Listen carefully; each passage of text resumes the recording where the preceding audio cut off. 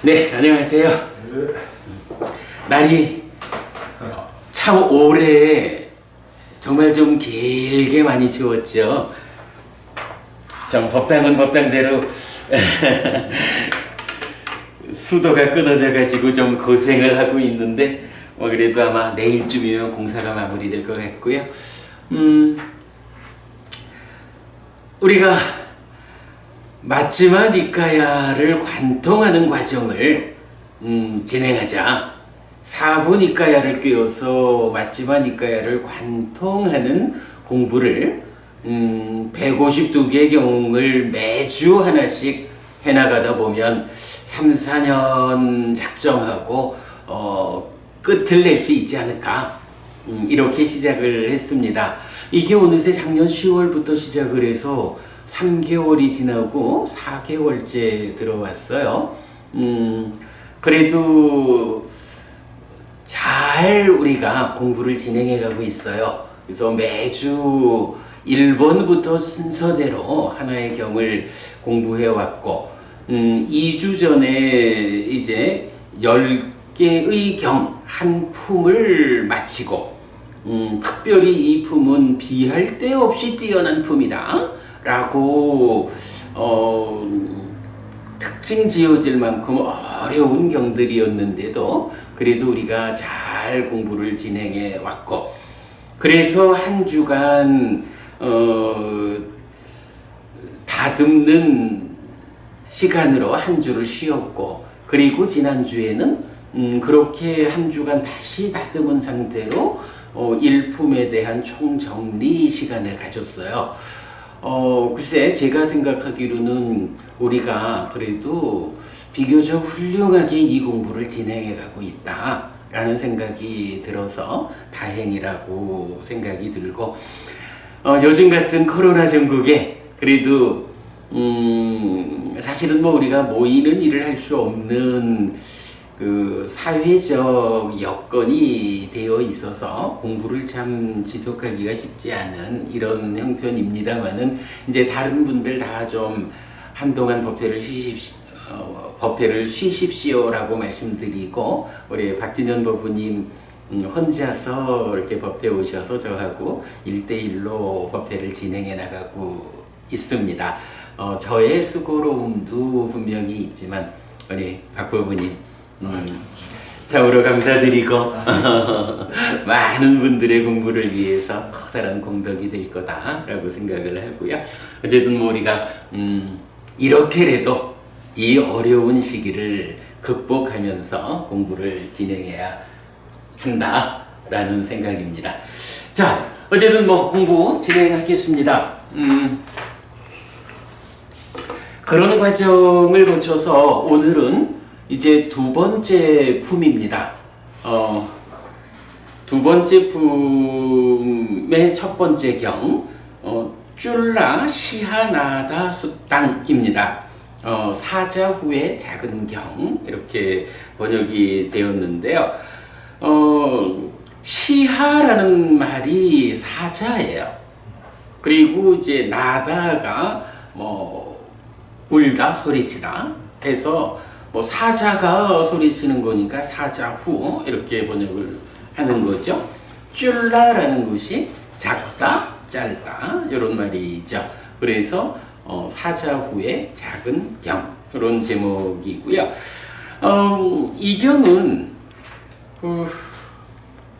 어찌 보면 불교 신자들한테 가장 큰 자부심을 부여하는 경이다, 이렇게 말해도 좋을 거예요.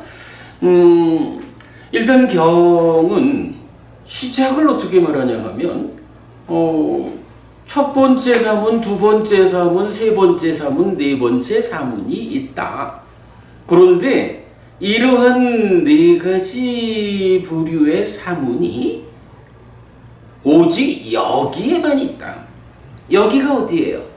불교거든요. 부처님 가르침 안에만 이러한 네 부류의 사문이 있다. 다른 교설에는 특징적으로 무위의 알물 가진 사문들에 의해 공하다, 이런 표현이 나타나요. 이게 이제 경의 첫머리에서 부처님께서 사자후를 도와라 라고 말씀하시는데, 그 사자후의 내용이 뭐냐 하니, 오직 여기에만, 부처님 가르침 안에만, 불교 안에만 첫 번째 사문, 두 번째 사문, 세 번째 사문, 네 번째 사문, 이러한 사문이 있다. 여기 말고 다른 곳에는 특징적으로 무위의 알물 가진 사문들이 그들에 의해서 공하다 이렇게 말하는데, 공이라는 개념은 거기에 없다 이런 개념이죠. 네. 그래서 오직 불교 안에만, 부처님 가르침 안에만 이러한 사문이 있다라고 사자후를 도와라 이렇게 말씀하시는 거예요. 그런 측면에서 제가 이 경은 불교 신자의 자부심을 확고히 해주는 경이다. 오직 여기밖에 없어. 이런 내용이에요. 근데 이제 우리가 이 경에서 우선 봐야 하는 내용이, 부처님께서 사자후를 도와라 라고 말씀하시는 요 내용, 여기에만 사문, 둘째, 셋째, 넷째 사문이 있고, 다른 교설들에는 무위의 알물 가진 사문들이 공하다, 없다 라고 말하는 요 이야기. 그런데 재밌어요. 니카야 전체적으로 보면 이 사자후의 내용, 요 주제가 3번 나타나요. 3개의 경에서 나타나는데, 아마 박보부님도 기억하는 경이 있을 것 같은데, 대반열반경. 대반열반경에서 왜 부처님 돌아가시기 직전에 그 수바타라고 하는 사람이 오잖아요. 와가지고 어쨌든 부처님 마지막 직계 제자가 되잖아. 그런데 이가 와가지고 부처님한테 세상에는 이러이러한 스승들이 있습니다 해서 육사외도들을 이렇게 말하면서, 그 중에 누가 정말 깨달은 사람입니까? 이렇게 질문할 때 부처님이 됐다, 그 얘긴 그만두고 내가 법을 설할게 라고 하시면서, 사실은 수바타를 상대로 이 말씀을 하신다고. 그런데 이 말씀을 어떻게 하시느냐 하면, 팔 정도가 없으면 사문도 둘째, 셋째, 넷째 사문도 없다. 그러나 팔 정도가 있으면 사문도 둘째, 셋째, 넷째 사문도 있다. 무위의 알물 가진 사문은 오직 여기에만 있다. 다른 교설에는 그들이 공하다.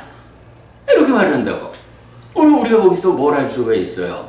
부처님께서 오직 여기에만 이런 네 부류의 사문이 있다. 다른 교설에는 이런 무위의 알물 가진 사문들이 공하다 라는 요것을 딱 꺼내가지고 비구들이요, 이것으로서 사자후를 도와라 이렇게 말했거든. 누가 뭐라 해도 여기에만 있어, 우리한테만 있지 너네한테는 없어 라고 사자후를 도와라 하는 그 주제가 의미하는 바가 무엇냐라고 하니, 팔 정도가 있는 곳에는 있고 팔 정도가 없는 곳에는 없어 이 얘기거든요. 대반열반경에서 하는 말씀이. 그러니까 팔 정도가 뭐겠어요? 결국은 이런 네 부류의 사문을 만드는 길이죠. 한마디로 말하면 무위의 알물 가진 사문은 팔 정도가 있는 곳에만 있다. 이렇게 말해주는 거죠. 그래서 대반열반경에서 그 부분을 볼 수 있고, 그러면 법부님, 우리가 그래도 여기서 꼭 알고 가야 되는 건 있지? 이렇게 네 부류의 사문이 여기에만 있다라고, 물론 뭐 무위의 알물 가진 사문 이렇게도 나오지만, 이게 팔 정도가 있는 여기에만 있는 곳이니 사자후를 도와라 라고 말씀하시는데, 그러면 법부님은 혹시 이 사무는 누구고 두 번째, 세 번째, 네 번째 사무는 누구라고 알고 계시나요? 네 가지 네 분의 성자를 말하는 거야. 그러겠지. 아무래도 예류자, 일레자, 불한자, 아라한 이 네 쌍의 성자를 말하는 거겠죠. 그런데 이러한 사쌍의 성자가 오직 여기에만 있다라고 이걸로써 자부심을 드러내라 사자우를 도와라 이러는데 그 첫 번째 사문인 예류자는 누구고 두 번째 사문인 일레자는 누구고 이 부분에 대해서 우리가 좀 잘 알고 있을까? 이 부분이 사실 정의되지 않으면 그죠? 부처님 같은 분이 이런 부분을 정의하지 않고 그냥 그게 여기만 있어 이렇게 말하지는 않겠죠. 그래서 이제 제가 아까 요 구절이 세 개의 경이 있다 했잖아. 안구따라니까야 네세 모음의 241번 경이야 사문경이 있어요. 이 사문경에서는 바로 이러한 네 부류의 사문이 누구냐? 그들은 어떤 사문이냐? 하고 그 내용을 정의해 주는 경이라. 그 부분을 이제 우리가 볼 수 있어요. 자, 아무래도 뭐 경의 주제가 이 사문과 관련한 얘기니까 요 사문경을 통해서 네 부류의 사문이 누구인가라는 것을 먼저 좀 알고 가도록 하겠습니다. 자, 네, 맨 뒷장에 있습니다. 이건 뭐 인쇄 상태가 좀 좋지 않지만 그대로 읽어보도록 하죠. 안구따라니까야 네세 모음의 241번 사문경, 그러니까 사마나 수땅. 비구들이요 오직 여기에 사문이 있다. 여기에 두 번째 사문이 있고 여기에 세 번째 사문이 있고 여기에 네 번째 사문이 있다. 다른 교설들은 무위의 알물 가진 사문들에 의해 공하다. 비구들이요 이렇게 이 바른 사자후를 토하라. 비구들이요 그러면 어떤 자가 첫 번째 사문인가? 요게 나와야 되는 거야, 그죠? 비구들이요 여기 비구는 세 가지 족쇄가 완전히 부서졌기 때문에 흐름에 든 자, 예류자죠. 예류자여서 떨어지지 않는 자, 확실한 자, 깨달음을 겨냥한 자이다. 비구들이요 이것이 첫 번째 사문이다. 자, 첫 번째 사문이 일단 예류자예요. 그러면 예류자는 누구냐? 라고 말하면 일단 이 경에서는 전후로 두 가지를 특징 지어주죠. 한 가지는 세 가지 족쇄가 완전히 부서졌다. 세 가지 족쇄 뭐죠? 유신전, 예금치, 의심이 없어요. 의심. 네. 요 세 가지 족쇄가 완전히 부서진 사람이 흐름에 든 자여 예류자라고 번역되었어. 요거죠. 그럴 때 이렇게 흐름에 든 자 예류자는 어떤 특징이 있느냐? 첫째로 떨어지지 않는 자요. 확실한 자요. 그리고 깨달음을 겨냥한 자요. 이렇게 말하는 거예요. 자, 여기서 떨어지지 않는다라는 건 무슨 얘기일까? 그렇죠. 어쨌든 우리가 예류자의 턱걸이라도 올라서기만 하면 예류자는 지옥과 축생과 악이라는 사막처에는 떨어지지 않는 그러한 경지에 오른 거죠. 두 번째가 확실한 자 이랬거든요. 확실한 자, 이건 무슨 얘기일까?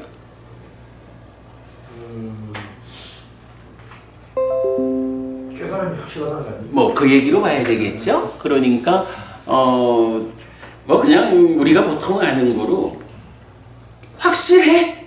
깨달음이 확실해? 깨달음이 보장되었어? 이런 측면으로 보겠죠. 그 측면이 뭐죠? 예류자가 가지고 있는 또 하나의 특징. 그러니까 사막처에 떨어지지 않는다는 것과 대등하게 드러나는 특징이 뭐예요?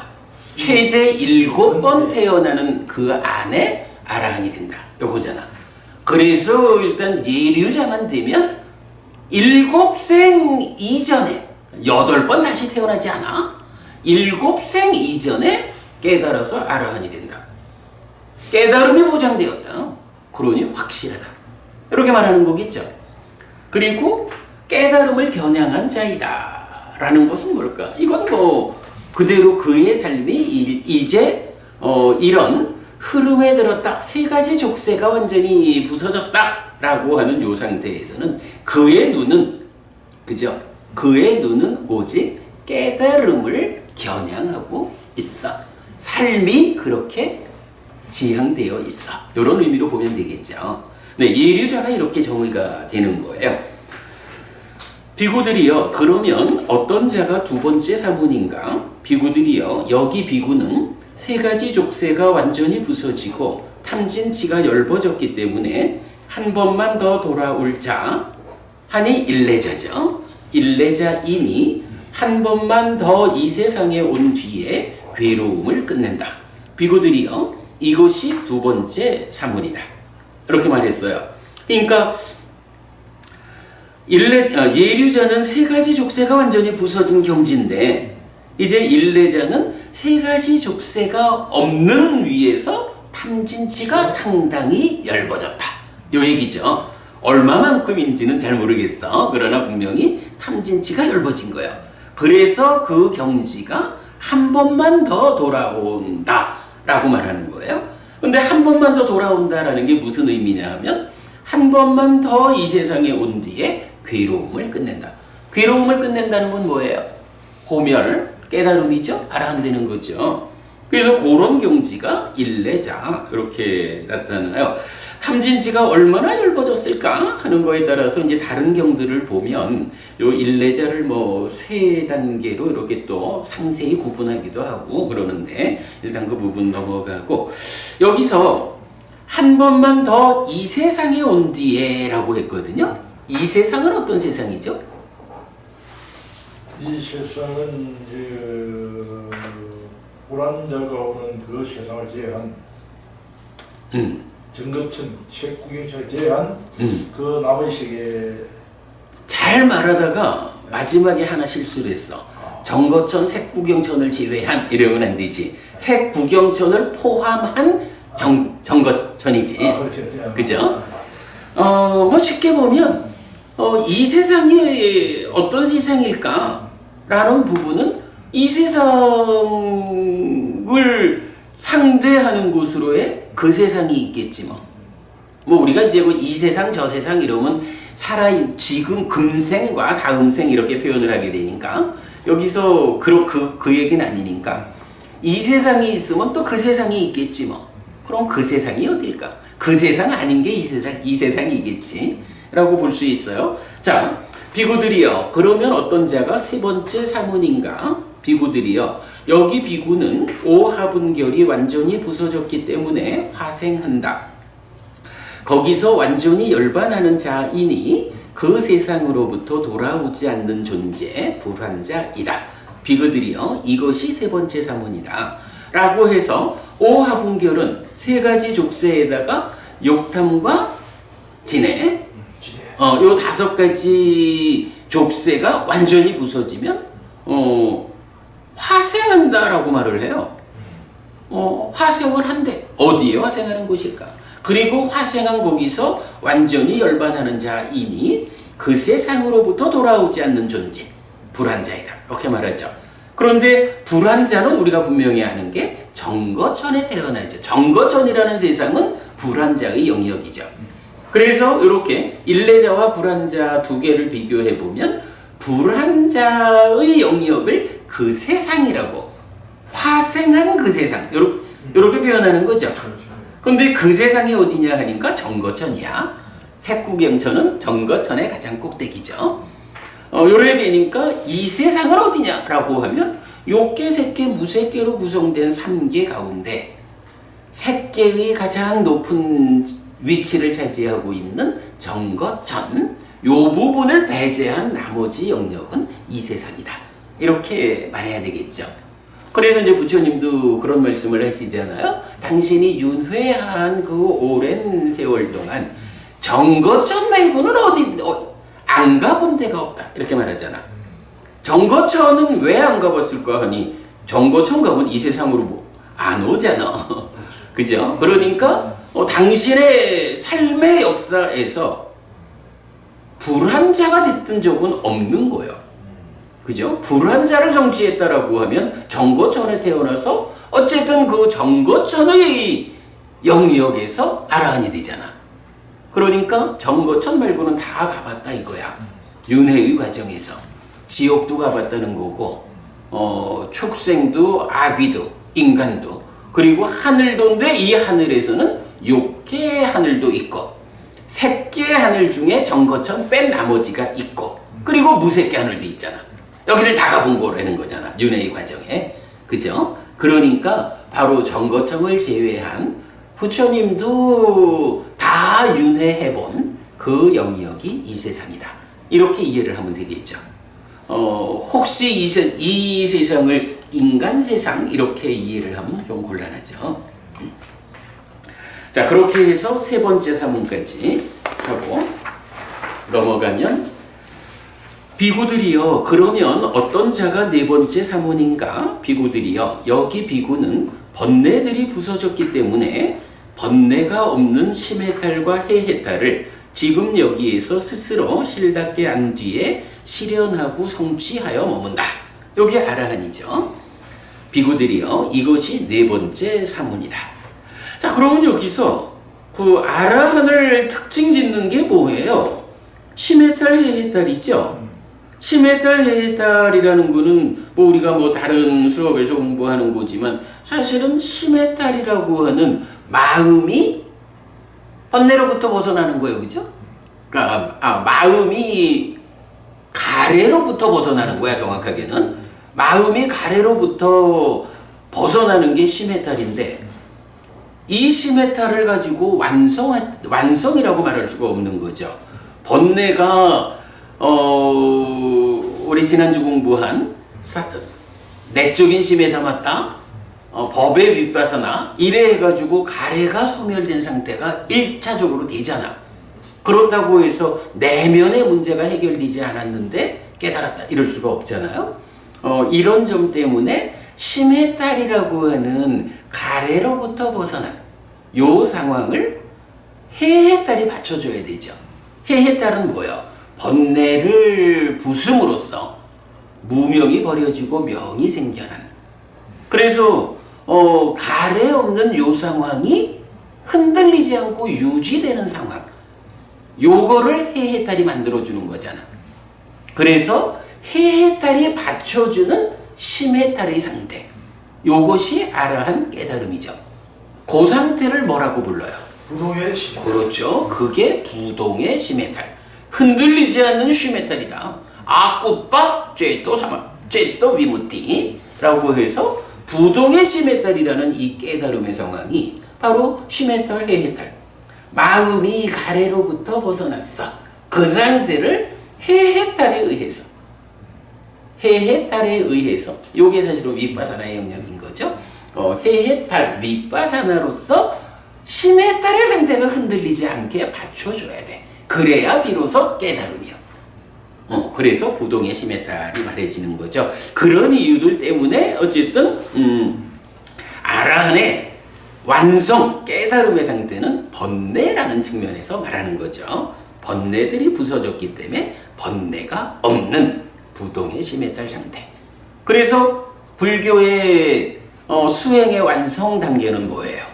누진통 또는 누진명에서 번뇌를 부수는 것으로 번뇌가 부서졌다라고 해야 그것이 완성인 거죠. 깨달음. 이런 부분을 우리가 볼 수 있어요. 자, 비구들이요, 오직 여기에 사문이 있다. 여기에 두 번째 사문이 있고, 여기에 세 번째 사문이 있고, 여기에 네 번째 사문이 있다. 다른 교설들은 무위의 알물 가진 사문들에 의해 공하다. 비구들이요, 이렇게 이 바른 사자후를 토하라 했거든요. 그러면 뭐 이렇게 이제 네 부류의 사문에 대해서 우리가 경을 통해서 충분히 알았어. 요거 8정도가 있는 곳에만 있는 거요.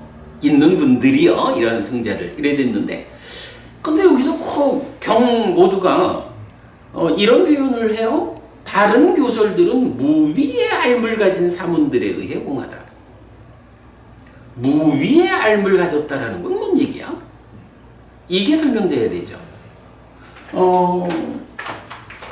무위의 알이 어떤 단어를 제가 번역한 거냐?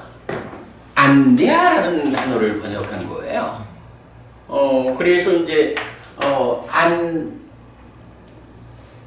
잠시 보자면 빨리어 문법으로는 안내하라는 요 단어에 아를 붙이면 안내하를 가진 요런 의미가 돼.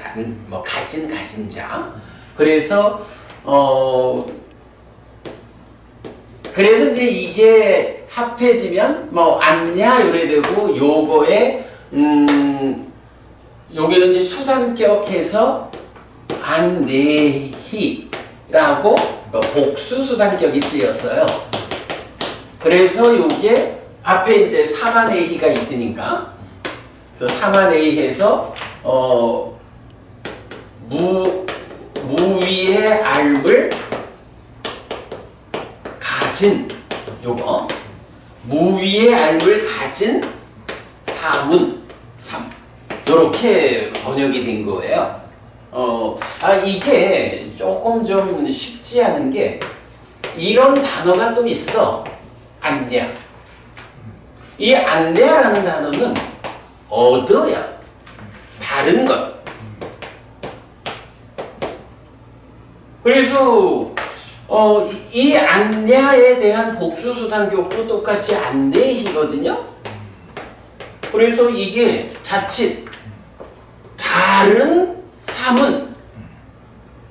사문이 공하다 이런 얘기로도 쉽게 번역할 수도 있어요. 그래서 이게 다른이 아니고 무위의 알을 가진 사문이 공하다 라고 할 때는 이제 이런 문법적 이해가 좀 필요하다라는 거 참고하시면 되겠고요. 자, 문제는 이 안내하라고 하는 게 무엇일까? 이게 무엇길래 안내하를 가진 사문 이랬을까? 자, 우리가 이제 알미라는 게 있잖아요. 미안하.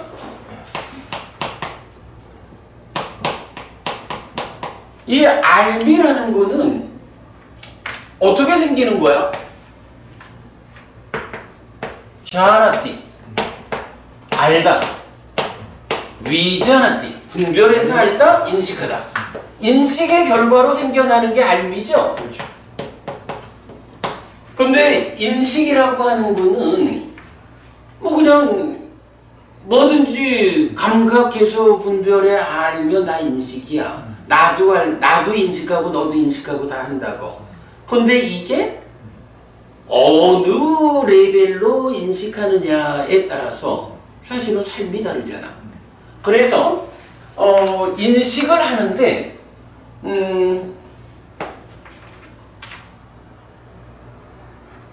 방법이 좀 다르지. 어떤 사람들은 빠냐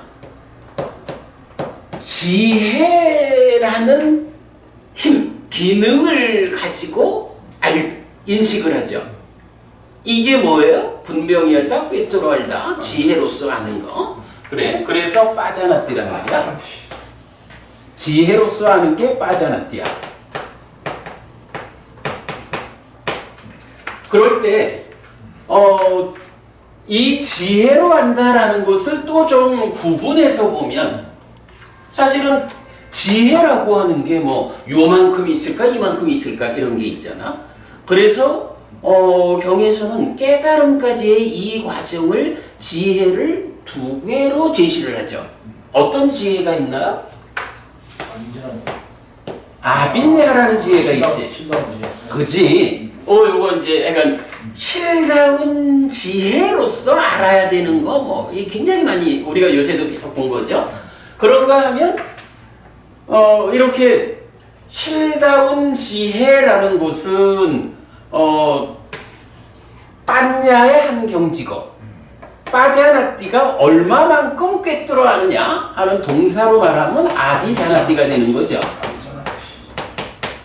그래서 요게 첫 단계의 깨달음이라고. 실다운 지혜, 실다운 지혜, 실답게 하리라. 그리고 요 다음에 이제 그러면 완전히 완전한 지혜. 그럼 완전한 상태가 필요하죠. 그래서 완전한 지혜가 지혜의 완성으로서 빠리냐가 있다고. 그죠? 그리고 요 때를 동사적으로 어떻게 인식하느냐 하면 빠리자나띠, 완전하게 인식한다고. 요런 상태가 우리가 알고 있는 거잖아. 빤냐, 아비냐, 빠리냐, 빠자나띠, 아비자나띠, 빠리자나띠. 위자나띠 하는데 그냥 어리석은 배우지 못한 범부로서 인식할 거냐? 우리가 잘 공부해서 교학과 수행이라는 이 공부를 통해서 지혜를 생겨나게 해가지고 지혜로서 인식하느냐? 뭐 이게 근본적인 차이죠. 그럴 때 그 지혜가 포괄적으로 말하면 지혜지만 이게 깨달음까지의 과정에서 아빈냐로 첫 번째 단계 여실지적 요 상태죠. 말하자면 법의 밑바사나를 통해서 무상고 무아라고 삼매에서 드러나는 법을 관찰해서 존재의 실상을 하는 요거잖아. 그런 상태에서 내면의 문제를 해소하는 직접 번뇌를 부수는 사마타 밑바사나의 과정으로 지혜가 완성되어서 깨닫는 그 완성된 지혜가 빠리냐고 빠리자나띠. 그러니까 빠냐라는 지혜가 이렇게 구분되잖아. 자, 그러면 이 알미라고 하는 것 인식하면 다 알미라고. 그런데 그래도 우리가 이렇게 빠냐와 함께하는 지혜의 성숙에 의해 가지고 깨달았다라고 하는 이 자리가 있을 거 아니야. 그죠? 그 깨달은 그 상태에서 아라한이 세상을 인식하는 이 측면이 아라한되지 못한 아니면 또 우리 같은 범부들의 인식하고 같을까 다를까? 아무래도 차이가 있겠죠. 그 차이가 한마디로 말하면 어떤 차이라고 봐야 할까요? 곤방도 네 번째 사문을 이야기할 때 뭘 얘기했어? 무의야. 아니. 그 이전에 아라하는 특징이 뭐냐 하면 그죠? 부동의 시메탈이잖아. 근데 이 부동의 시메탈이 뭐라고 설명이 돼? 그러니까 번뇌들이 부서졌기 때문에 번뇌가 없는 요러한 완전 상태를 보여주잖아. 그래가지고 번뇌라는 것을 놓고 번뇌가 있는 상태를 뭐라고 불러요? 이런 상태를 유위라고 부르잖아. 번뇌 있음, 탐진치 있음, 상카따라는 단어죠. 그런가 하면 번뇌가 완전히 부서져서 없어졌어. 번뇌가 없다라는 건 탐진치 없다라는 얘기죠. 요걸 뭐라고 불러? 무의. 요걸 무의라고 부르잖아. 무의. 상카따.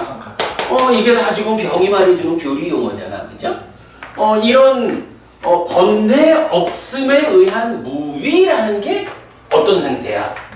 인식을 하는데 지혜, 그 중에 완전한 지혜에 의해서 빠리자나띠, 완전히 아는 이런 인식에 의해서 어떤 결과가 생긴다고? 여기서 아라한의 알미 생기는 거잖아. 그런데 이 아라한의 알은 아라한 이전까지는 요만큼이래요. 사실은 불안자도 아직은 남아있다고 번뇌가. 그러니까 유위적인 알미야, 불안자까지도. 그런데 아라한은 무위적인 알미잖아. 요런 아라한의 무위적인 알을 지시하는 단어가 있다고. 그게 안냐.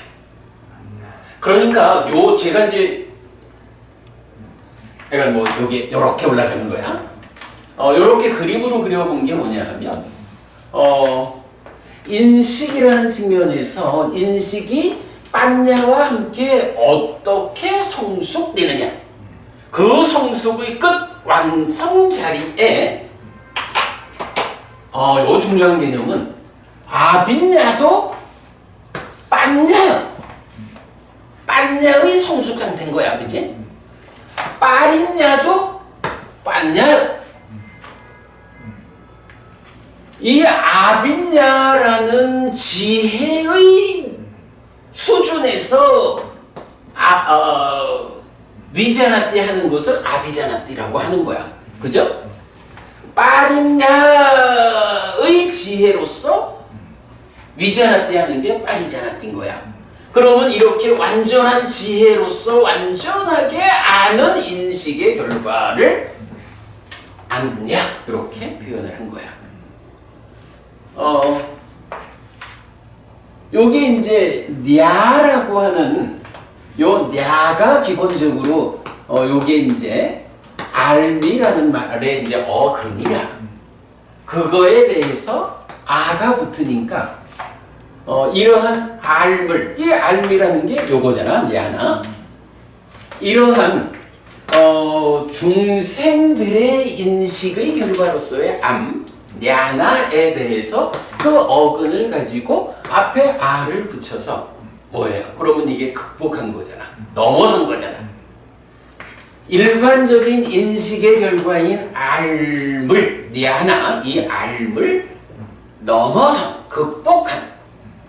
그러면 여기서 이 일반적인 인식은 어떤 알미야? 유위의 알미잖아. 알은 알미인데 유위의 알미라고. 그것을 넘어선 것이, 극복된 것이 뭐냐 하면 바로 아라한에 의해서 번뇌 없음의 상태, 탐진치 없음의 상태. 이래 해서 무위라는 개념이 적용돼 가지고 안냐라는 개념을, 유위를 넘어선 이런 개념을 우리가 말할 수가 있죠. 빤냐, 아빈냐, 빠린냐, 위자나띠, 빠자나띠, 아비자나띠, 빠리자나띠. 인식한다는 측면, 인식을 나 혼자 할 거요, 빤냐와 함께 할 거요. 우리가 이제 특히 교리분단의 큰경 이런 데서는 요 부분, 지혜와, 그러니까 해와 식은 구분해서 말할 수 없다. 이런 표현을 하는 게 뭐예요? 사실 지혜라고 하는 게 딴 거 갖고 오는 거 아니잖아. 내 마음이, 식이라는 이 식의 상태가 성숙되는 이런 상태로 봐야 되죠. 그런 개념에서 인식하는 편에 있는 거하고 그 인식의 결과인 요 알미라는 것이 어쨌든 일반적으로는 아라한 되기 전에는 유의적인 알미야. 번뇌의 영향을 받는, 탐진치의 영향을 받는. 그런데 빠린냐에 의해서 빠리자나띠 하는 그것은 아라한이 실현된 거고, 그 아라한에게는 번뇌가 없어, 탐진치가 없어, 무위야. 그러한 유위적인 알을 극복한, 넘어선 이러한 알미야. 그래서 제가 요 안냐를 번역하기를 요건 저의 번역이에요. 아직 다른 데서 안냐를 무위의 알미라고 번역하는 거는 못 봤어요. 근데 부모님 타당하죠? 이게. 그리고 이게 경에서 쓰일 때 분명히 경이 빤냐, 아빈냐, 빠린냐라는 요 성숙에 의한 한 그룹, 지혜로서의 그룹하고 냐나와 안냐는 인식의 결과로서의 알매 자리에서 차별되는 요것을 우리가 분명히 볼 수 있기 때문에 안냐 요 단어를 무위의 알미다라고 번역하는 거는 타당해 보여요. 요거 제가 번역한 건데 괜찮은 번역 같아. 뭐 근본적으로 잘 하시는데. 의미가 타당하죠? 무의, 유의하고 딱 구분되니까요. 처음에는 이게 아까 왜 안대하라는 단어도 있었다 그랬잖아. 요거 다른 것이다. 그래서 요거를 그냥 다른 것이다라는 측면에서 다른 암. 보통 중생들의 유의적인 암과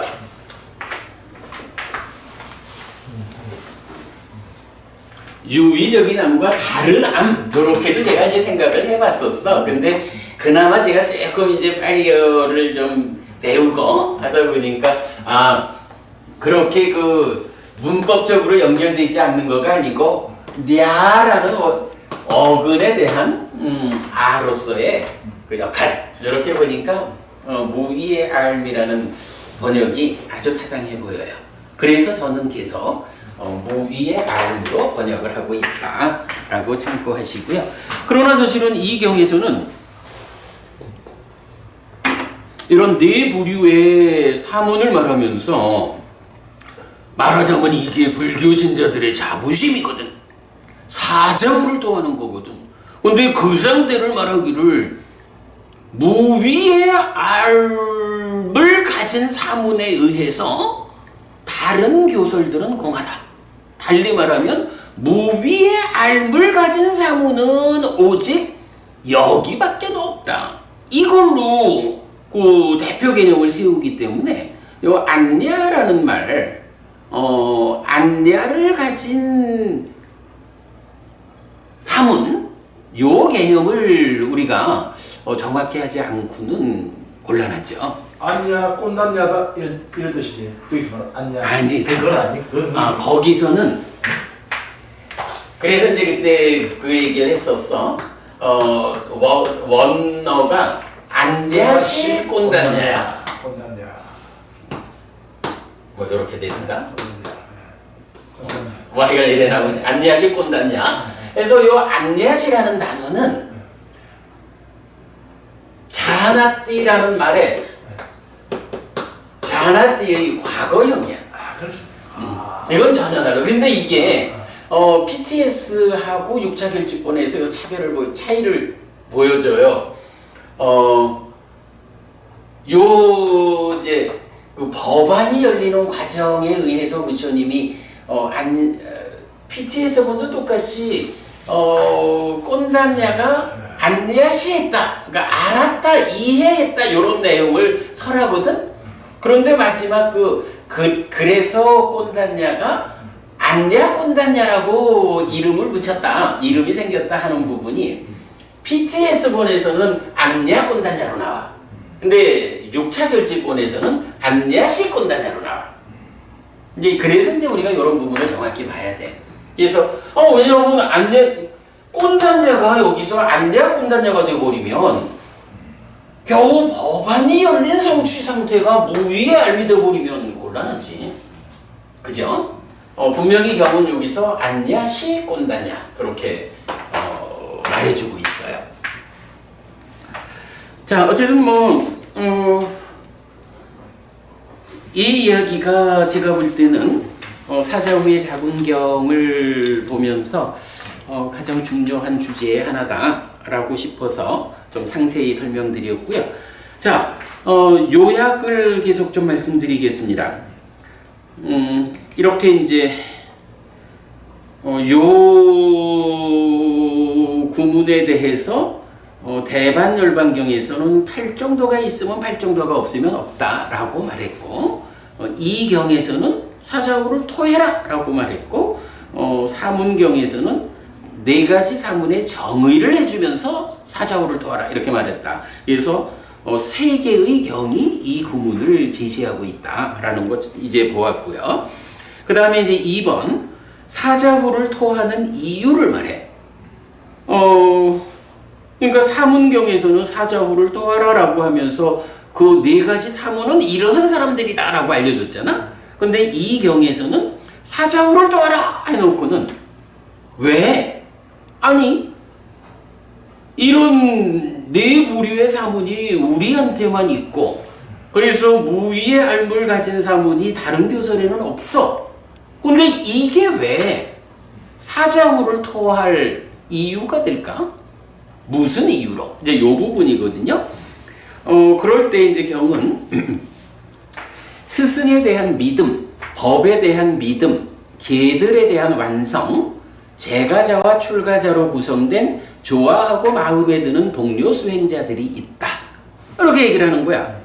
그러니까 사자후를 왜 토해야 하느냐?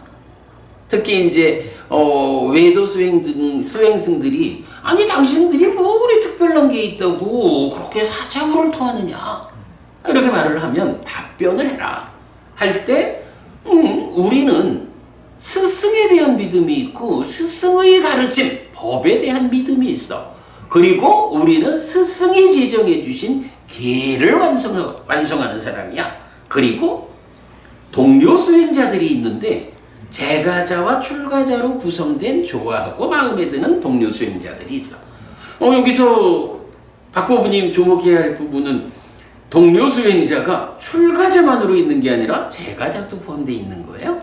우리가 알지만 제가자가 소유하고자 하는 자와 범행을 실천하는 자 구분되죠. 그렇지, 그렇죠. 까마보기 불아음아짜리.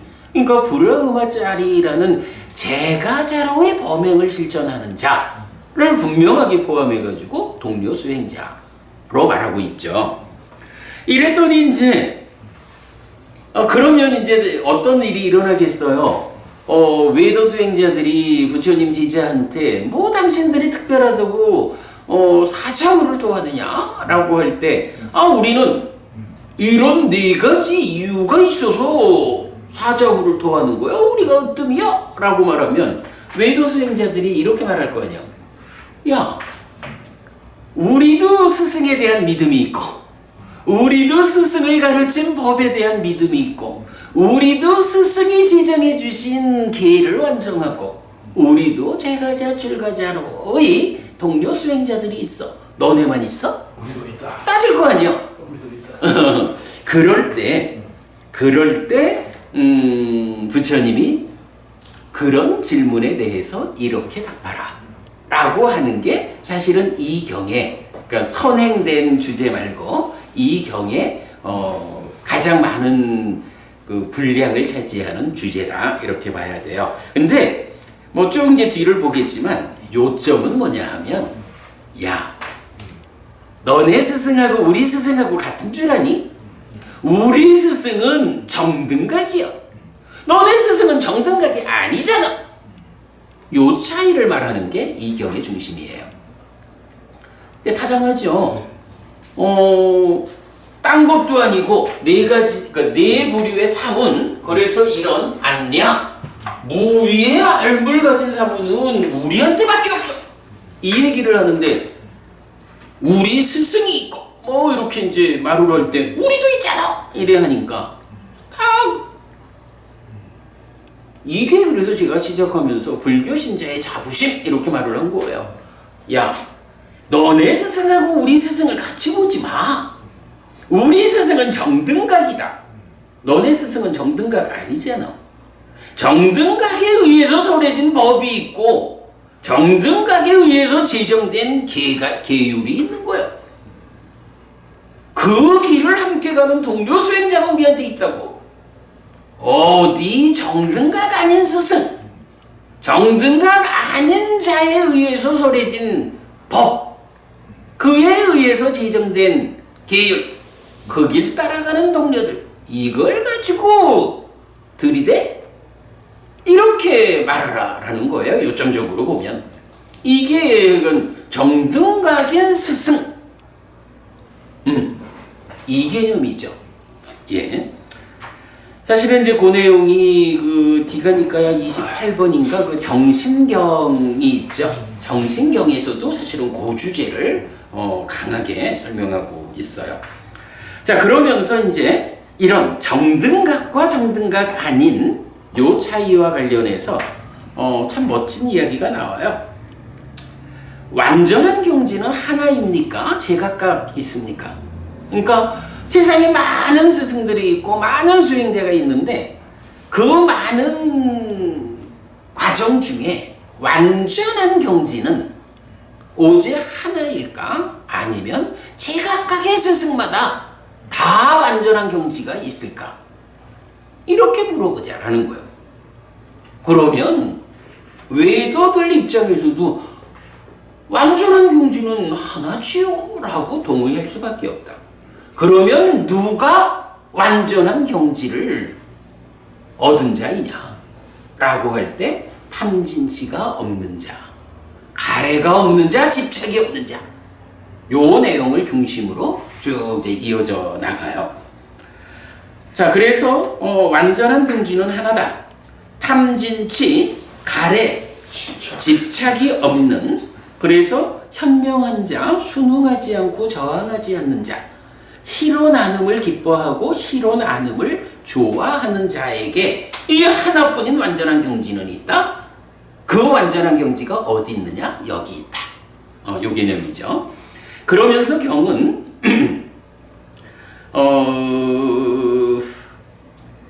현명하다, 순응하고 저항하고 희론 여부 이런 부분과 관련해서 이제 그 하나의 기준을 제시하는데 여기서 두 가지 견해가 있다라고 말을 하는 거예요. 그러면서 유의 견해와 무의 견해, 유무 두 가지 견해를 제시를 하는데 여기서 유라는 건 뭐야? 존재라는 말이고 상견이잖아요. 아트만 요 개념이고, 무라는 것은 존재 없음이고 단견을 말하죠. 요 두 가지 견해를 놓고, 자, 이제 그 앞에서 현명한 자 다음에 순응하지 않고 저항하지 않는 자가 첫째 나오잖아요.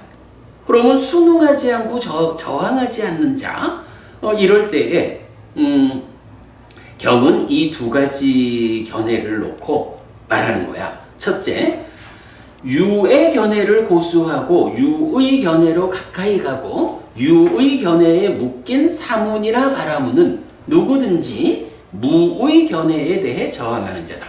이건 뭐예요?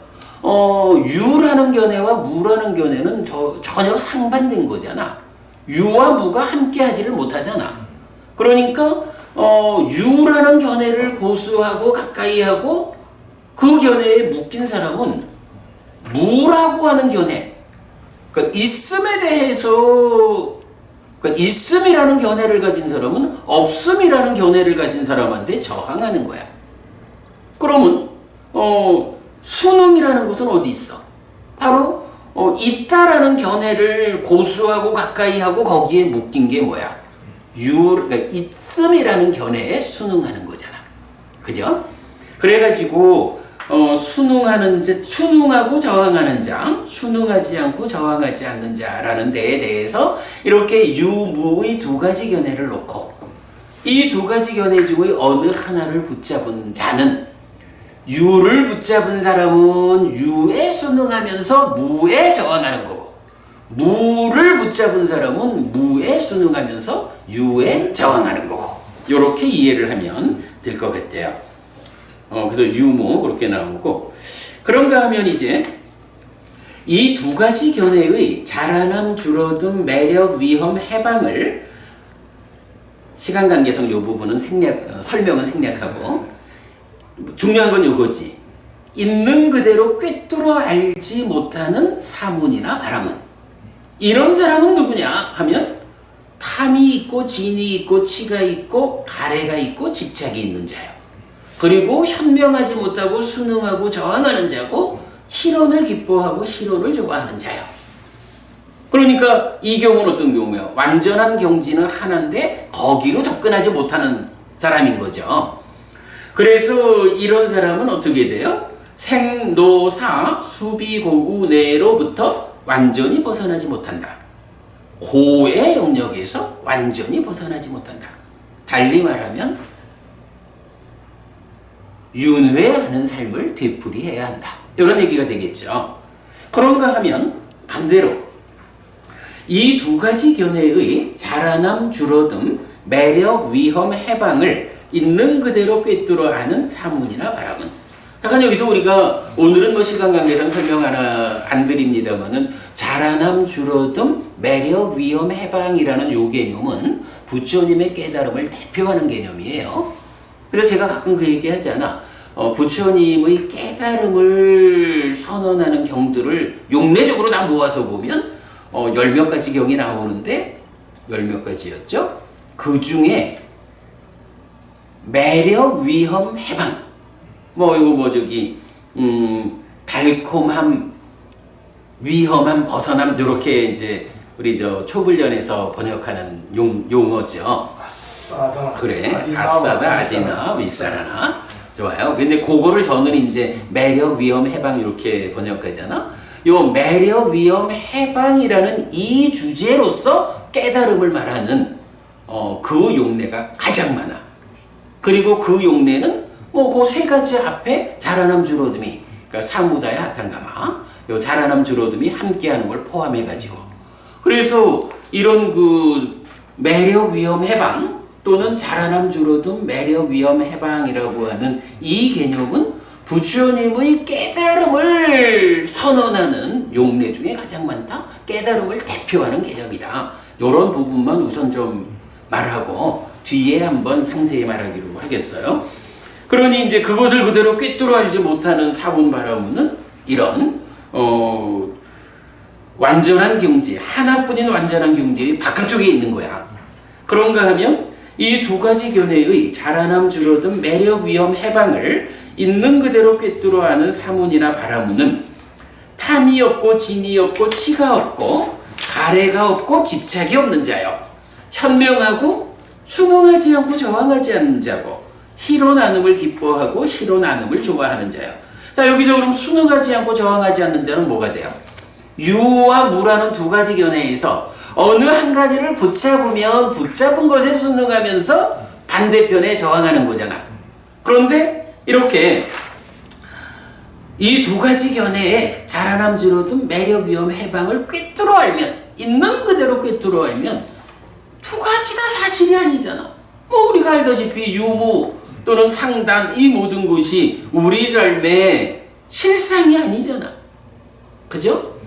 단이라고 하는 거, 없음이라고 하는 거, 그러니까 없음이라고 하는 거, 단, 죽음은 끝이다 라고 하는 요런 거, 사실은 우리 삶을 구성하는 몸과 마음 중에 몸과 마음의 생존기간의 불균형, 이런 특성 때문에 몸이 무너져 죽어도 몸과 마음의 서로 조건됨이라는 특성 때문에, 그러니까 몸과 마음의 서로 조건됨의 특성에 몸과 마음의 생존기간의 불균형이라는 특성이 더해져가지고 몸이 무너져 죽으면 새로운 몸과 함께 다음 생을 살아야 되잖아.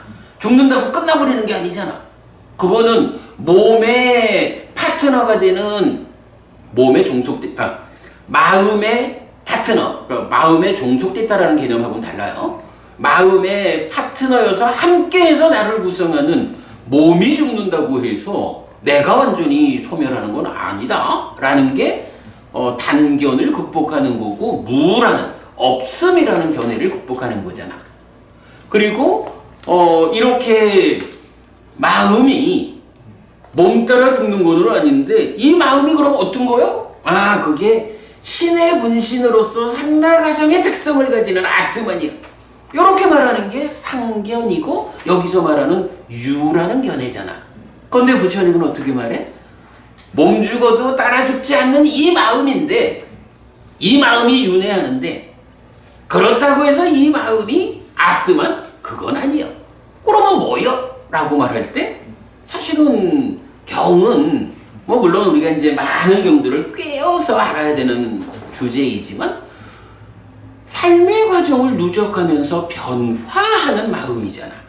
그래서 그거를 딱 꼬집어주는 경에 직접 나타나는 용어죠.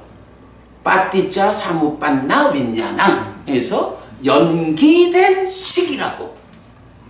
연기된 식.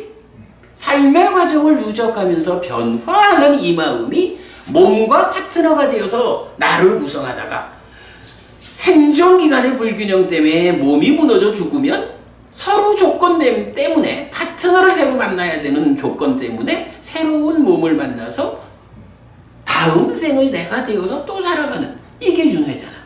그죠?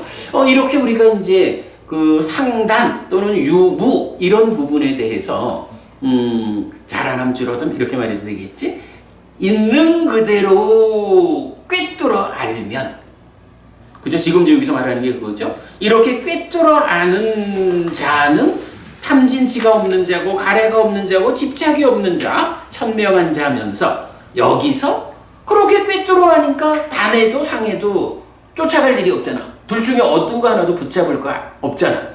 붙잡지 않으니까 아까 말했지만 붙잡는 건 순응하는 거고 붙잡지 않은 상대방에 저항하는 거고 요건데 붙잡을 일이 없으니까 순응하지 않고 그러므로 저항할 일도 없죠. 요걸 말하는 게 순응하지 않고 저항하지 않는 자. 좀 어려운, 그죠? 어려운 주제죠. 시로 나눔을 기뻐하고 시로 나눔을 좋아하는 자. 뭐 시론 이야기는 우리 뒤에 보기로 하고. 그러니까 이제 요렇게 두 가지 견해의 자라남 줄어듦, 매력 위험 해방을 있는 그대로 꿰뚫어 하는 사문이나 바라문. 이런 사람이 어떻게 되느냐? 생노사 수비고운에 태어나고 늙고 죽고 슬픔 비탄 고통 고뇌 절망이라는 이런 괴로움에서 완전히 벗어난다. 그래서 고의 영역, 중생이라는 불만족의 영역에서 완전히 벗어난다. 이렇게 말하고 있거든요. 이제 요 내용이 말하자면 우리 스승은 정등각이요. 어디서 까불어? 이렇게 말할 수 있는. 우리는 정등각인 스승께서 설하신 법을 배워 알고 실천하는 사람이요. 그래서 이렇게 유와 무, 상과 단 이런 치우친 견해들에 끌려가지 않어. 그거에 자라남 줄어든 매력 위험 해방을 있는 그대로 꿰뚫어 알기 때문에 우리는 고의 영역에서 완전히 벗어나는 사람이요. 그런 사람을 뭐라고 불러? 무위의 알물 가진 자, 아라하니요. 우리한테만 가능해. 너네는 못해. 우리 스승은 정등각이야. 이 부분을 드러내고 있는 거거든. 예. 자, 그렇게 하고 나면 이제 그 다음에 요게 탐진치, 가래, 집착 이렇게 갔죠. 그리고 나머지는 좀 다른 서술이잖아. 그래서 이 경은 다시 집착에 대해서 좀 집착을 중심으로 요 내용을 반복해요. 그래서 네 가지 집착이 있다라고 해서 욕치, 견치, 괴금치, 아어치죠. 욕치라는 것은 소유적인 집착이죠. 우리가 요즘 공부하고 있는 소유하고자 하는 자에 대한 이야기죠. 그 다음에 견치라는 것은 견해에 대한 집착이야. 방금 봤지만 유, 무 이러한 견해에 대해서 어떤 하나를 붙잡아 순응하면 그게 견치, 견해의 집착 이래 되는 거죠. 계금치라고 하면 계율과 뭐 의례의식 이래 되는데 하여간 살아가면서 나는 시키는 대로 잘한다고 어떤 계율을 지키고 의식을 갖지만 그러나 그것이 올바르지 못한, 그래서 오히려 삶에 방해가 되는 이런 부분, 그러한 집착을 말하죠. 아어취라고 하는 것은 자아라는 것이 있어. 이건 이제 유의 측면이죠. 아뜨만이라는 것이 있어. 이러한 자아는 어떤 것이냐? 자아는 이런 것이요 라고 주장하는 거죠. 이러한 주장이 가장 많이 상세히 나타나는 경이 뭐죠? 62견이니까. 그렇지. 그러니까 디가니까야 1번 법망경이 하여간 62가지로, 그래 말씀하신 62견 62가지로 무엇을 말하는 거야? 사실은 세상에 대한 바른 시각은 무아잖아. 무상고 무아라고. 그런데 세상 사람들이 무아인 줄 모르고 아뜨만이라는 것을 딱 전제해 놓고 아를 전제한 상태로 세상을 보잖아. 요거 우리 근본법문경에서도 그런 개념을 본 거잖아. 그러니까 이렇게 아가 전제된 사실 아닌 눈으로 세상을 보는 요런 시각을 62가지로, 그러니까 다 모아가지고 구분을 해보면 62가지로 설명한 게 법만경이죠. 물론 법만경 62가지 중에는 이 아라고 하는 표현을 직접 안 쓰는 경우도 많죠. 그러나 굉장히 많은 경우에서는 그 아가, 그러니까 무아 아닌 아가 전제된 상태의 견해가 62가지다라고 해도 그 가운데에 직접적으로 아라는 게 뭔지 알아? 아는 이런 거요! 라고 아에 대한 자기 생각을 주장하는 견해들이 더 많잖아. 62가지 중에 절반이 넘지. 말하자면 아어취라는 게 뭐요? 나는 이런 거요! 자아라는 건 이런 거요! 라고 주장하는 그런 주장을 집착하는 이런 개념이라고 아어취 이해하면 되겠죠. 자, 그래서 이제 어떤 사문바라문들은 모든 취에 대한 완전한 지혜를 말한다고 공언하지만 바르게 모든 취에 대한 완전한 지혜를 선언하지 못한다. 이게 이제 무슨 얘기냐 하면 사람들의, 그러니까 스승들에 따라서는 내가 취에 대해서, 집착에 대해서, 집착 4가지가 있잖아, 그죠? 이 4가지로 구성된 집착에 대해서 완전한 지혜를 말한다라고. 완전한 지혜를 말한다는 게 뭐야? 여기서 빠린야가 쓰이거든. 그래서 제가 사실은 요 빠린야하고 안야를 구분하느라고 먼저 설명한 거거든요. 완전한 지혜를 말한다라는 이 이야기는 뭐예요? 완전한 지혜를 가지고 인식한다. 즉 빠리자나띠, 완전하게 안다. 그래서 내가 완전한 지혜로 모든 집착에 대해서 안다라고 말하는 것은 모든 집착을 완전히 알아서 이것이 말하자면 안냐요? 이렇게 말할 수가 있죠. 요런 완전한 지혜라는 개념하고 무위의 알미라는 개념을 구분해서 보는 거예요. 그런데 어떤 사문바라문들은 자기는 내가 이 4가지 집착에 대해서 완전한 지혜로서 알아. 그러니까 완전하게 안다. 요 얘기를 하는 거야. 그런데 부처님이 그렇지만 바르게 모든 취에 대한 지혜를 선언하지 못한다. 이렇게 말씀을 하시는 거예요. 그러면서 경이 쭉 어떻게 나오냐 하면 어떤 사문바라문은 그러니까 모든 취에 대한 완전한 지혜를 말한다고 공언하지만 그 사람하고 따지고 들어가 보면 4가지 중에 욕취에 대해서는 완전히 알았어. 그런데 구체적으로 가보면 견치나 개금치나 아어치는 완전히 알지 못했어. 완전한 지혜로서 보지 못했어. 요런 사람이 있는 거야. 그런가 하면 두 번째 어떤 사문바라문은 똑같이 모든 취에 대한 완전한 지혜를 말한다고 스스로 공언을 해. 그러나 따지고 가보면은 두 번째는 욕취와 견취에 대해서는 완전히 알았는데 완전한 지혜로서 보았어, 알았어. 그러나 개금치와 아어치에 대해서는 완전한 지혜로서 집착을 말하지를 못해. 불완전해. 요거야. 세 번째로 어떤 사문바라문은 또 똑같이 완전한 지혜를 말한다고 공언은 하지만 따지고 보면 욕취, 견취, 개금치까지는 완전히 알았는데 아어취에 대해서는 근데 당연하죠. 아어취 이거는 자아, 아뜨만에 대한 자기의 주장이잖아. 그러니 아뜨만이라는 자체가 사실이 아니잖아. 그죠? 그러니까 아뜨만을, 그러니까 자아가 전제된 상태에서는 무슨 얘기를 해봐야 빠린야 완전한 지혜로 보는 일이 아닌 거예요. 그 부분이 지적이 되겠죠. 그렇게 이제 그 부분을 말하는 거야. 그러면서 이제 경은 이런 법과 율에서 스승에 대한 믿음이 있는 자, 법에 대한 믿음이 있는 자, 계들에 대한 완성이 있는 자, 동료 수행자들에 대해 좋아하고 마음에 들어 하는 자. 이게 뭐예요? 앞에서 왜 우리가 사자후를 하느냐? 우리는 이 네 가지가 있어. 그러니까 외도들이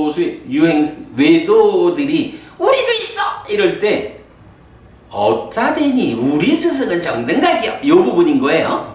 그래서 이제 그 네 가지를 이런 스승들, 그러니까 말로는 완전한 지혜로서 집착을 말한다 하지만 사실은 그렇지 못한 이런 스승들에서 그래 이런 법과 율에서 그러한 네 가지 조건을 갖춘 이런 사람들을 다르게 간 사람이라고 선언하지 않는다. 말하지 않는다. 왜? 스승 자체가 불완전하거든. 불완전한 스승과 그 가르침으로 따라가서 아무리 열심히 살아본들 다르게 갔다고 할 수 없다. 이 얘기예요. 이렇게 잘못 선언되고 구원으로 이끌지 않고 가라앉음으로 이끌지 않고 정등각에 의해 선언되지 않은 잘못 설해진 법과 율이 원인이다. 여기서 제가 방금 그 얘기를 했죠. 완전한 지혜를 공언하는 사람이지만 가서 따지고 들어가 보면 이런 표현을 했잖아. 그게 우리 이제 보통 그 외도의 주장경이라고 알려져 있죠. 안구따라니까야 세세 모음의 62번 근본교리 등 경인데 여기에서 이런 표현이 나와. 비구들이요 현자들과 함께 교차하여 질문하고 이유를 묻고 함께 대화하고 더 나아가면 결실 없음으로 정착되는 세 가지 외도의 근본 교리가 있다. 그러니까 어떤 스승이 뭐라고 말을 하면 그런가 보다 이게 아니고 나는 말이냐 완전한 지혜로서 이런 집착에 대해서 내가 설명하고 있거든 다 알거든 이렇게 말은 하더라도 그 사람한테 현자들과 함께 교차해서 질문하고 이유를 묻고 함께 대화하고 그래서 더 나아가면 설명할 수 없는 거야. 왜? 말은 그래야 하지만 사실은 완전한 지혜를 갖추지 못했거든. 그냥 요만큼 완전히 한다라고 해서 그게 이렇게 따지고 들어가는 이 토론에서 자기의 정당성을 확보하지 못하죠. 그 부분을 제가 이제 설명한 거예요. 자, 그런가 하면 이제 그 다음에 모든 취에 대한, 그러니까 모든 집착에 대한 완전한 지혜를 말한다고 공언하는 열의 아라한 정등각은 바르게 모든 취에 대한 완전한 지혜를 선언한다. 이렇게 나와요. 이게 뭐야? 열의 아라한 정등각. 부처님은 누구야? 그야말로 말이냐? 완전한 지혜를 완성한 사람이잖아. 지혜가 완전한 지혜까지 성숙이 됐잖아요. 그래서 파리자나티 완전히 아는 분이고 그래서 그분이 그러니까 부처님이 열의 아라한 정등각 부처님이 파리냐에 의해서 파리자나티 하면 뭐가 생겨나? 안냐? 무위의 알미 생겨나는 거잖아. 그리고 제자들 가운데서도 부처님과 같은 그런 경지를 재현한 사람을 뭐라고 불러? 아라한이라고 부르잖아. 그 아라한도 동일하게 물론 이 경우는 부처님의 제자로서 부처님의 길을 재현한 아라한이지만 그러나 그도 파리냐에 의해서 파리자나티 해서 안냐를 무위의 알을 드러내는 거잖아. 그죠? 요런 차이가 있죠. 그래서 이런 법과 율, 즉 열의 아라한 정등각이 선언한 이런 법과 율에서 스승과 법에 대한 믿음, 계에 대한 완성, 동료 수행자에 대해서 좋아하고 마음에 들어하는 자를 뭐라고 불러? 앞의 경우는 바르게 간 자라고 선언하지 않는다. 그러나 이 경우는 바르게 간 자라고 선언된다. 요게 가장 큰 차이인 거예요. 그죠? 이렇게 잘 선언되고 구원으로 이끌고 가라앉음으로 이끌고 정등각에 의해 선언된 잘 설해진 법과 율이 그 원인이다 라고 해서 결국은 그거예요. 그대의 스승은 정등각인가? 아닌가? 정등각인 스승 밑에서 그 스승에 대한 믿음, 법에 대한 믿음, 스승이 지정한 계를 완성하고 동료 수행자들이 함께하는 이런 사람이 바르게 간 자요. 이런 사람이, 이 표현도 중요하죠? 이렇게 잘 선언되고 구원으로 이끌고 가라앉음으로 이끌고 정등각에 의해 선언된 잘 설해진 법과 율에 의해서 어떻게 되는 거예요? 앞에서 봤지만 생노사 수비고운해로부터 완전히 벗어나고 고의 영역에서 완전히 벗어나서 해탈하는 거죠. 윤회에서 벗어나는 거죠. 이런 부분이 설명되고 있죠. 자, 이래 하면 이제 뭐 할 부분은 다 한 것 같아. 이제 경은 마지막에 가서, 자, 우리가 지금 이제 집착에 대한, 그러니까 집착을 중심에 놓고 정등각인 스승과 정등각 아닌 스승, 이렇게 지금 얘기를 했잖아. 그러니까, 그렇다면 이 집착이라는 것은 또 어떤 것일까? 집착의 정체를 드러내줘야 되잖아. 그래서 요거를 연기적으로 설명해요. 네 가지 취는 무엇이 인연이고 무엇 때문에 자라나며 무엇에서 생기고 무엇이 기원인가? 이런 네 가지 취는 그러니까 애가 인연이고 애 때문에 자라나며 애에서 생기고 애가 기원이다. 취는 애를 조건으로 하는 거죠. 그리고 그게 연기, 12연기적으로 그대로 애는 수, 수는 촉, 촉은 유깁, 유깁은 명색, 명색은 식, 명색은 행들, 그리고 행들은 무명까지 이렇게 그 조건관계가 연기적으로 12연기적으로 그래서 무명부터 취까지 9 과정을 설명한 거죠. 이렇게 무명까지 온 거야. 그리고 나면 이제 마무리는 이렇게 돼요. 어쨌든 뭐 이렇게 집착으로부터 그 상세함을 알아서 끝까지 내려와서 무명까지를 온 거잖아.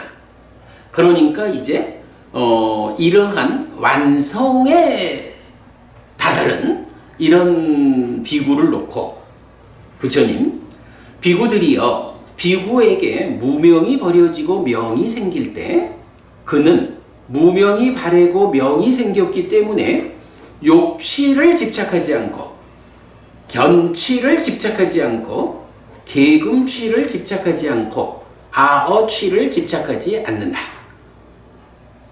다른 스승들은 마지막에 아어취까지는 그래도 완전한 지혜로 접근을 못했잖아. 근데 부처님은 그것까지 다 해줬잖아.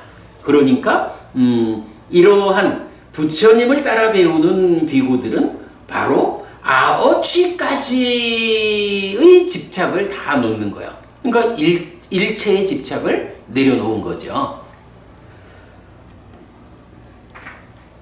집착하지 않으면 동요하지 않고 동요하지 않으면 개별적으로 완전히 꺼진다.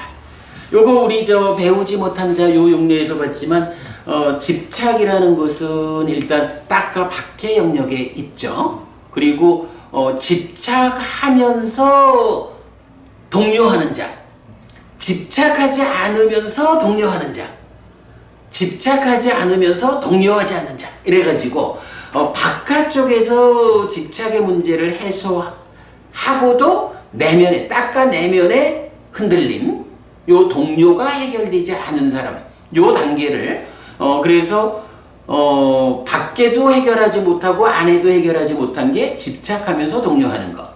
밖은 해결했는데 아직 안은 해결하지 못한 게 집착하지 않으면서 동요하는 거. 안팎을 다 해결한 게 집착하지 않으면서 동요하지 않은 거. 이렇게 우리가 보았죠. 그거 굉장히 사실 비중 있는 주제죠. 그러니까 지금 이 경에서도 네 가지 집착을 다 하지 않으니까 이제 집착을 완전히 내려놓은 거예요.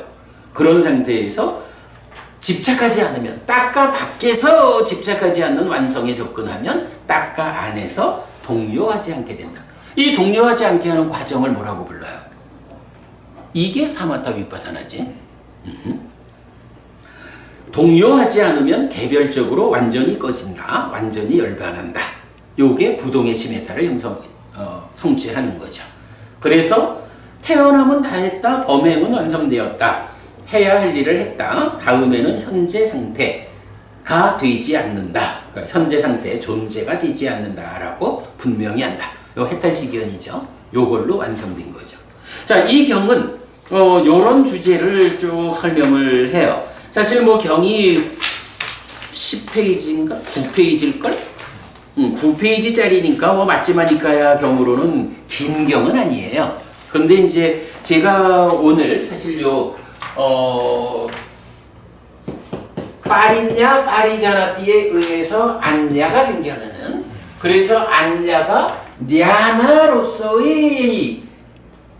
단계를 넘어선 해서 유위의 암 아니고 무위의 알입니다. 요 개념을 보는 게 뭐 제 생각에는 이 경에서 가장 컸고, 그렇기 때문에 이제 요 부분 설명하는 데 시간을 좀 많이 썼어요. 그리고 이제 나머지는 그대로 경이 말하는 순서대로 설명을 드렸거든요. 사실은 제가 시간을 좀 남겨가지고 이 경을 그래도 한번 읽어드리려고 했는데 시간이 좀 이제 다 됐네요. 자, 우리 조금만 좀 읽어보기로 하죠. 그 3페이지로 한번 가봅시다. 그러니까 이제 1페이지, 2페이지에서는 사자후를 토하라 하고 4가지 이유가 있기 때문에 이제 이렇게 나온다고. 그러면 외도들이 너네만 있냐? 우리도 스승이 있는데 하면서 이제 반박을 할 때 이렇게 말하라는 거거든요. 2페이지 제일 아래쪽이구나. 비구들이요, 이렇게 말하는 외도 유행승들에게 이렇게 말해야 한다. 도반들이요, 완전한 경지는 하나입니까? 아니면 완전한 경지는 제각각입니까? 라고. 이거 진짜 대놓고 부르라는 거요. 대놓고.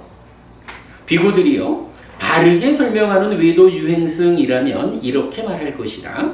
도반이요, 완전한 경지는 하나입니다. 완전한 경지는 제각각이지 않습니다. 라고.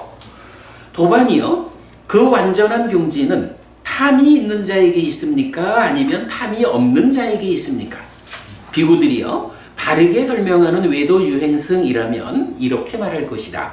도반이요, 완전한 경지는 탐이 없는 자에게 있습니다. 완전한 경지는 탐이 있는 자에게 있지 않습니다. 라고. 명확하죠? 똑같은 게 진에 대해서, 치에 대해서, 가래에 대해서 반복이 되고, 다음 페이지 넘어가면 똑같은 내용이 도반이요, 그 완전한 경지는 취가 있는 자에게 있습니까? 아니면 취가 없는 자에게 있습니까? 비구들이요, 바르게 설명하는 외도 유행승이라면 이렇게 말할 것이다. 도반이요, 완전한 경지는 취가 없는 자에게 있습니다. 완전한 경지는 취가 있는 자에게 있지 않습니다. 라고.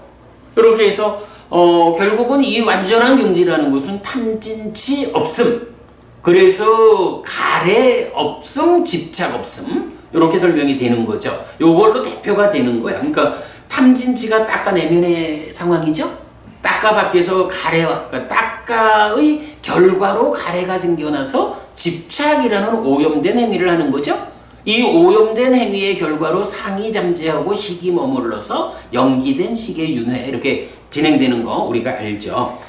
그렇게 5가지로 대표를 삼고, 그 다음에는 현명한 자이냐, 그 다음에는 순응하고 저항하는 자이냐, 순응하지 않고 저항하지 않는 자이냐, 충분히 설명된 얘기죠.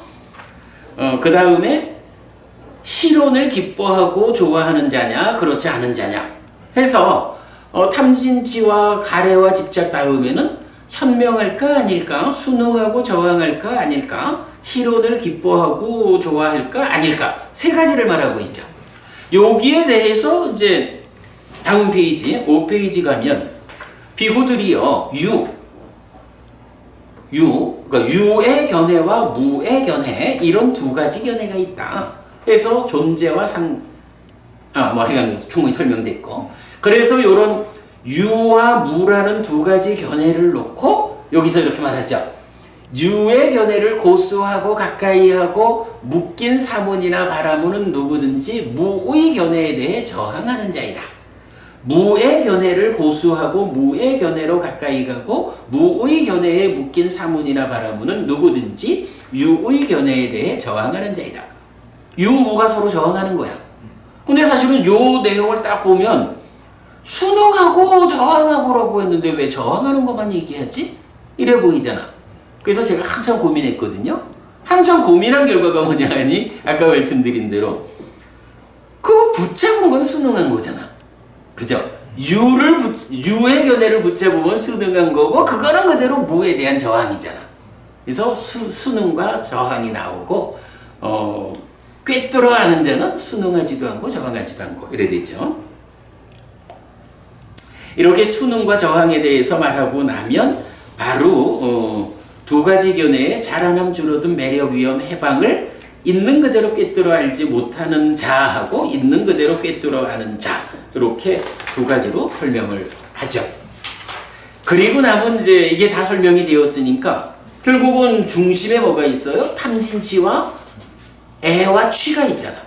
그래서 이 취, 결국은 행위, 업의 자리에 대해서 구체적인 설명을 하는 거죠. 네 가지 취가 있다. 그런데 말은 빨이냐? 완전한 지혜로서 내가 말한다라고 말하지만 구체적으로 따지고 들어가 보면 요게밖에는 완전히 알지 못하는 두 개만 세 개만 이렇게 되는 그 부분이 쭉 설명되어 있는 거예요. 그 부분이 길어. 이제 똑같은 얘기가 세 번, 네 번 반복이 되죠. 그리고 나면 7페이지 제일 밑에서 이렇게 그 단계를 거쳐와 가지고 이런 법과 율에서 스승에 대한 믿음이 있는 자를 바르게 간 자라고 선언하지 않는다. 그래서 네 가지 이유에 반복하고 그 원인이 무엇이냐? 잘못 설해진 법과 율에 정등각에 의해 선언되지 않은 잘못 설해진 법과 율에 그 원인이 있다. 이렇게 말한 거죠. 그리고 나면 이제 그 다음 페이지에서는 부처님 이야기. 열의 아라한 정등각은 바르게 모든 취에 대한 완전한 지혜를 선언한다. 그리고 그래서 이런 스승에 의한 이런 법과 율에서 스승, 법 뭐 이런 네 가지 이유를 잘 하는 사람은 바르게 간 자라고 선언된다. 원인이 무엇이냐? 이 가르침이 정등각에 의해 선언된 잘 설해진 법과 율이기 때문이다.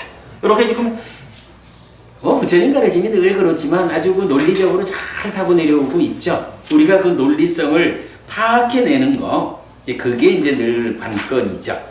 자, 그리고 나면 이제 9페이지에서 보면 이런 네 가지 치는 무엇이 인연이고 무엇 때문에 자라나며 무엇에서 생기고 무엇이 기원인가?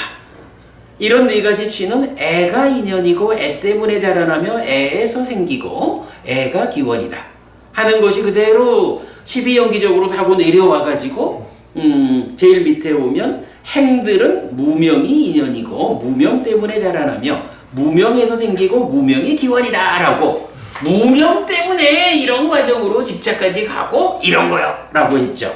그런데 이제 부처님 가르침을 바르게 따르는 정등각이 선언한 법에서 뒤따르는 제자들은 어떻다는 거예요?